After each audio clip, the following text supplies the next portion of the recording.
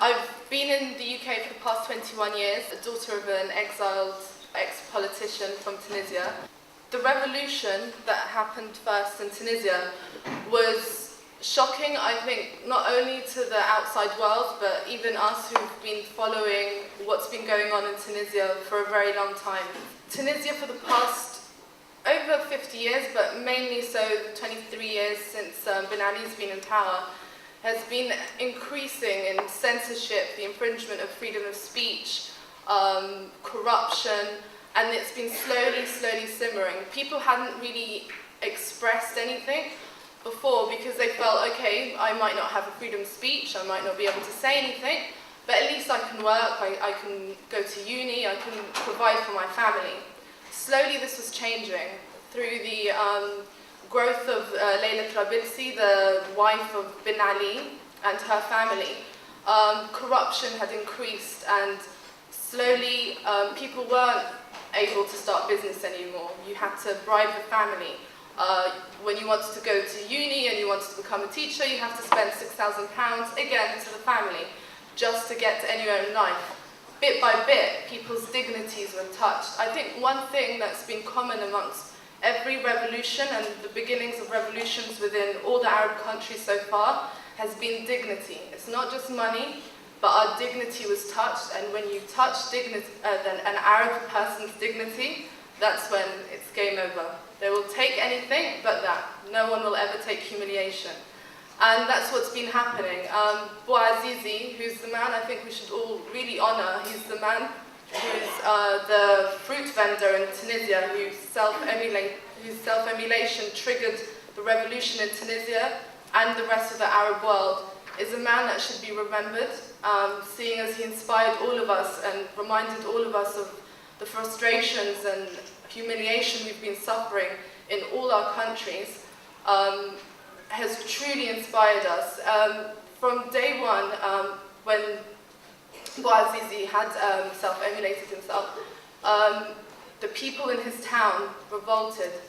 They started protesting. This is a very completely non-political town, very conservative.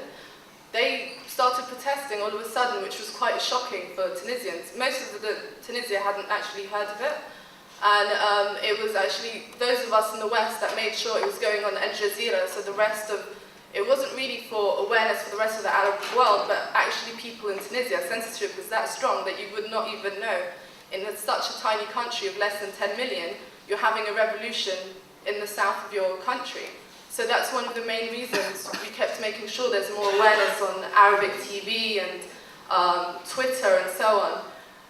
One thing I've noticed within the people, they all united.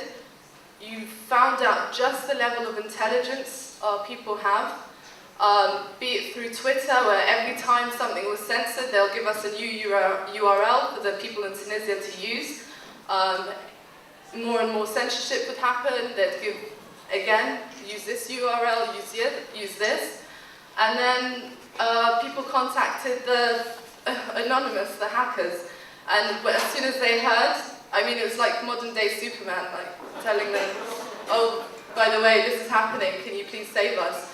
And I think their first tweet was, Tunisia, we are watching you. So, and then by later that night, they hacked all the main government websites, and they had this big pirate ship with "Payback's a bitch," and so it's really funny.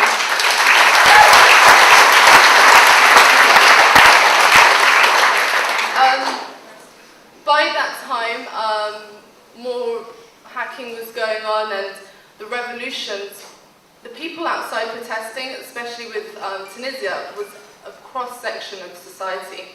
It was old women, it was the lawyers' unions, the trade unions, the students, the rich, the poor.